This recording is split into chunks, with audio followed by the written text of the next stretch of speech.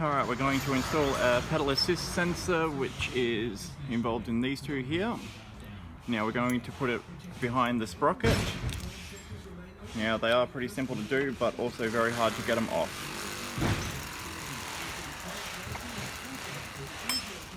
So we just take out the bolt. And then to get the sprocket off we are using a tool like this, which goes in. Make sure it's all the way in, as far as it can go. And then we're just using our ratchet gun.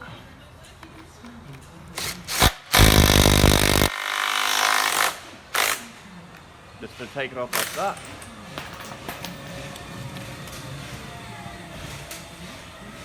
Now we need to remove this section here, which is done by this tool here. Sometimes you use this tool or a shifter depending on what type you've got there. Now the one behind the sprocket undoes by going clockwise and there is a lot of pressure to it. So put it in there.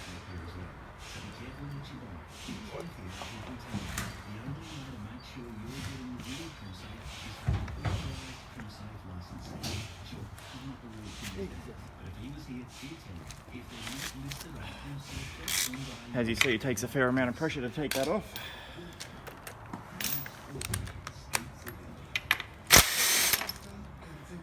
That comes out clockwise.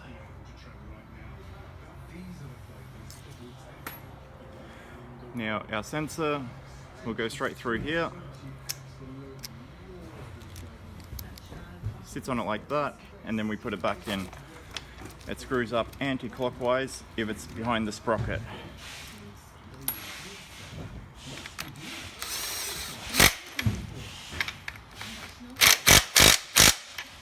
And it's as simple as that. Now our sensor, as you see, there's arrows. So the arrows will go in the motion of the pedals, the way the pedals turn. We put that back on. And then we can put our sprocket back on.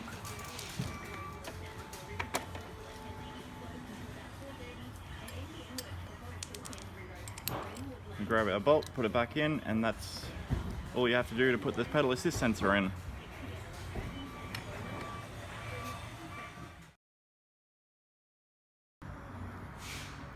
Okay, this here is a 36 volt 10 amp battery. Straight out the box. I'm going to show you how to remove the mount on it.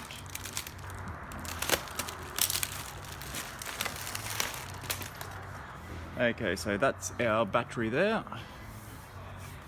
Now you'll see back here, this is the mount on the battery. Now to remove it, you've got to unlock it. So we'll get the keys.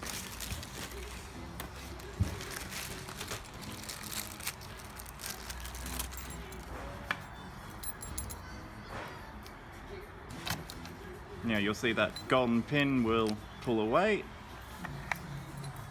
Get our fingers back here and just push it out. Now that's how you remove the mount.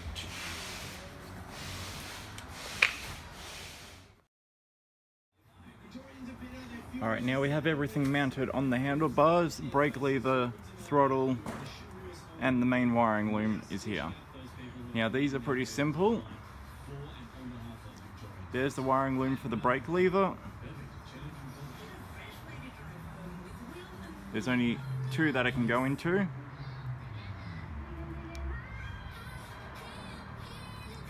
Now when you put them together, there are two little arrows right there. You need to make sure they are facing each other and then you push them in.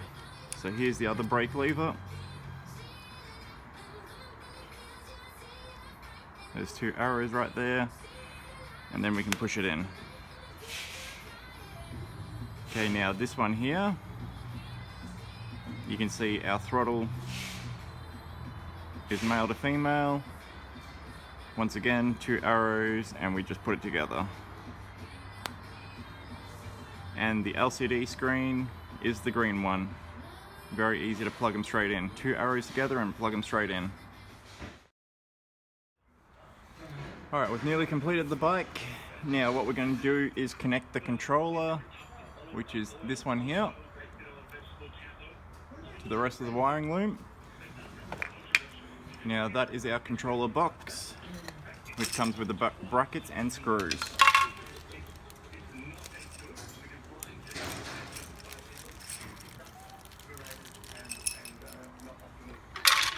Alrighty, so first we'll connect our controller. The wires for the battery are pretty simple, you can't go wrong there. One will push in and the other will push in. Now what we're looking for is these three here. You'll see there's a little arrow on these, there's an arrow on each of the cables, so you've got to point the arrows to each other. So that one there is for the motor, that one there is for the motor. Two arrows together and push them together. Now here's the one for the brake controls, the screen. That's the same, just two arrows together and push them together. Now this long one here, that's the pedal assist sensor.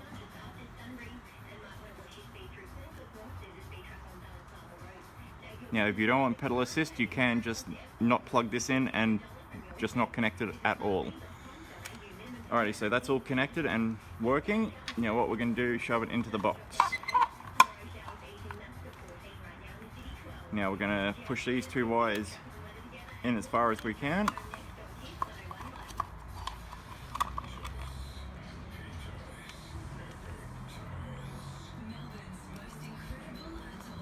Two wires either side of the gap. Get the top of the box.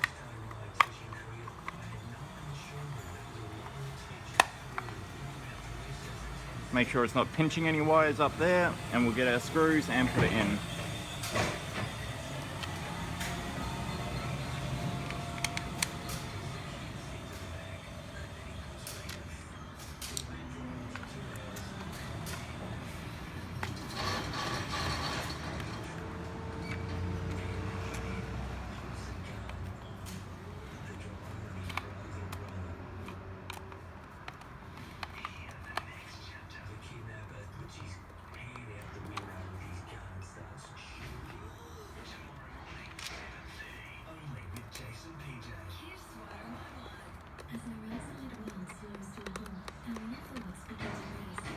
Alright, the controller is inside the box.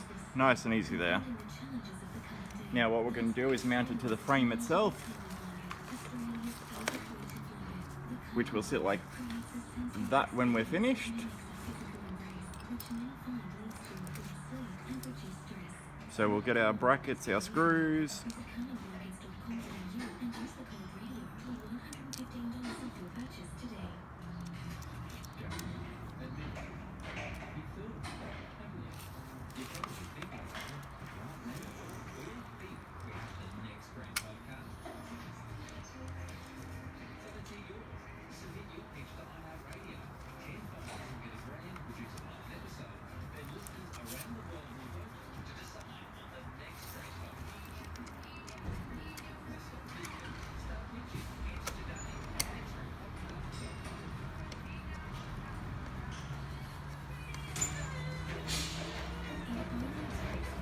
Now screw them down nice and tight.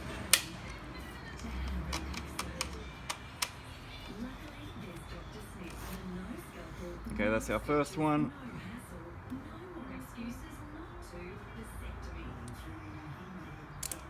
Now if your bar is too skinny, you can also use electrical tape or a bit of rubber in between to make sure the box doesn't slide around.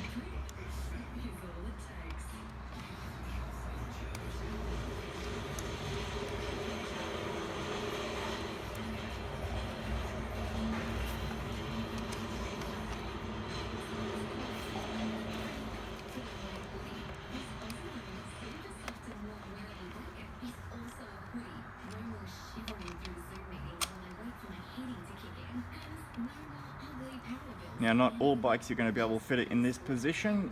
It might have to go on the top bar, bottom bar, might have to face in here. Really depends on the type of bike you have.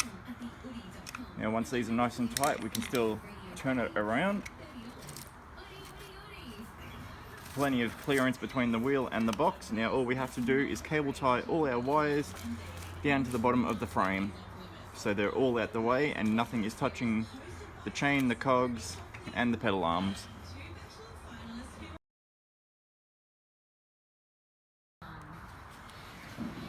Alright, so mounting the disc, which I've already done. This here comes on the wheels to start with, without the disc. When you fit the disc, please remove that first and then put your disc on. Now, to fit this to the bike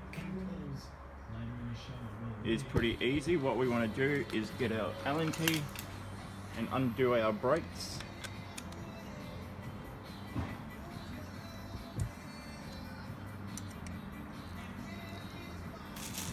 So there are two screws, one here and one there. Undo those so your brake moves around nice and easy. Undo the cable. Now we're going to take this off, which is a spacer and not needed whatsoever. That's only for postage. Now you want to undo these screws, these nuts. Now there is a washer here. As you see, it's got a bit of a lug on it on one side and not on the other. Now they are both facing the same way on each side of the wheel.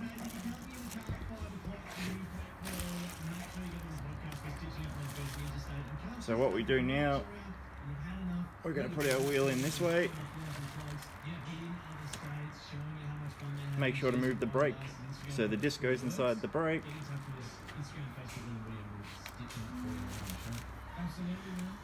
Wiggle it around, twist the shaft, and it should drop straight in. Push it down. Now we just tighten up our bolts.